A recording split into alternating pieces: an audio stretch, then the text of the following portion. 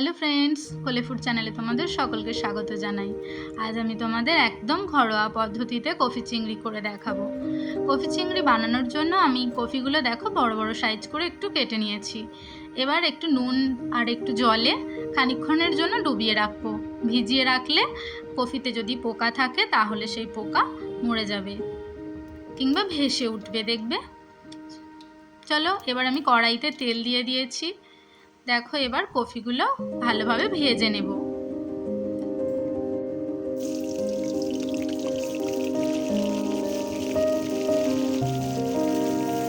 দেখো, কফিগুলো একটু নাড়াচাড়া করে নিই খানিকক্ষণ। দেখো, কফিগুলো ভাজা হয়ে গেছে। খুব বেশি করে ভাজবো না। দেখো, মোটামুটি লাল লাল এসে গেছে কফির গায়ে। দেখো, মোটামুটি ভাজা হয়ে গেছে। আমরা এবার তুলে নেব কফিগুলো।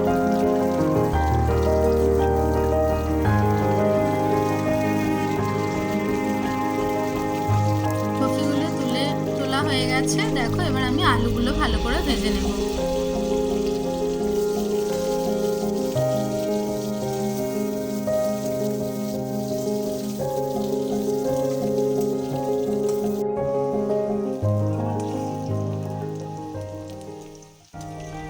দেখো, আলুগুলো ভালোভাবে ভাজা হয়ে গেছে।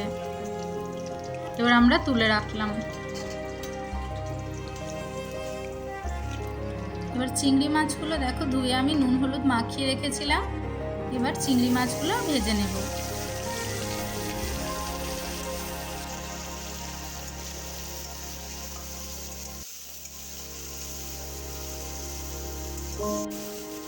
চিংড়ি মাছগুলো ভাজা হয়ে গেছে। এবার আমরা পেঁয়াজটা ভেজে নেব।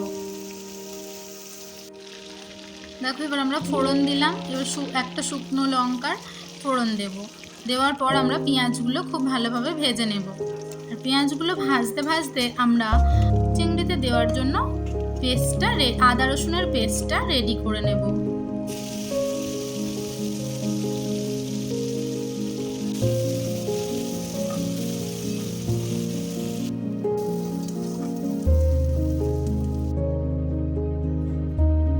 দেখো, পরিমাণ মতো আদা, কয়েক কোয়া রসুন, দুটো কাঁচা লঙ্কা, একটা ছোট সাইজ টমেটো আর 1 চামচ টক দই দিয়ে আমরা পেস্টটা রেডি করে নিচ্ছি।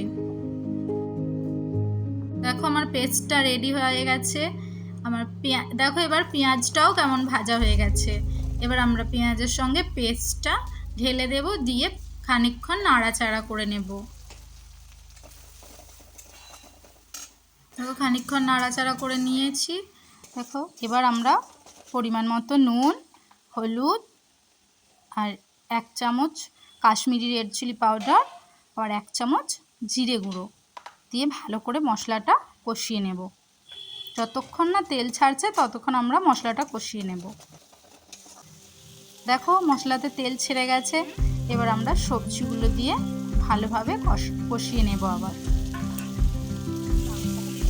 মশলার সঙ্গে কফিগুলো আস্তে আস্তে কষাবো। কষাতে কষাতে অল্প অল্প জল দেব। দেখো, খানিকক্ষণ কষিয়ে নিলাম। এবার একটু পরিমাণে বেশি করে জল দিয়ে কফি আর আলুটা ভালোভাবে সেদ্ধ হতে দেব। চলো, এবার ঢাকা দিয়ে দিই। এবার খানিকক্ষণের জন্য সেদ্ধ হোক। চলো, এবার দেখি সেদ্ধ হয়ে গেছে কি। এবার দেখো, সেদ্ধ হয়েই এসেছে, দেখে বোঝাই যাচ্ছে। দেখো, কফিগুলো ভেঙে যাচ্ছে। এবার আমরা চিংড়ি মাছগুলো কফিতে দিয়ে দেব, দিয়ে খানিকক্ষণ ফুটতে দেব আবার।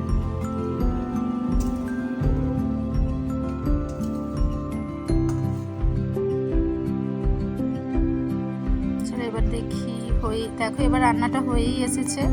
আরও খানিকক্ষণ ফুটিয়ে জলটা খালি মেরে নেব। জলটা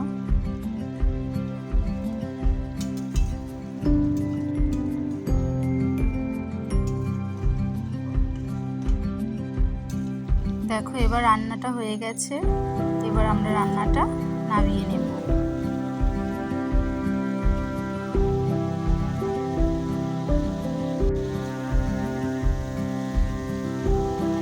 দেখো, কালারটা কত সুন্দর এসেছে।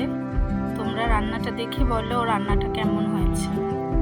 রান্নাটা যদি তোমাদের ভালো লেগে থাকে তাহলে একটা লাইক করবে। অবশ্যই তোমরা আমার চ্যানেলটাকে সাবস্ক্রাইব করে দেবে। ঠিক আছে, দেখা হচ্ছে নেক্সট ভিডিওয়ে।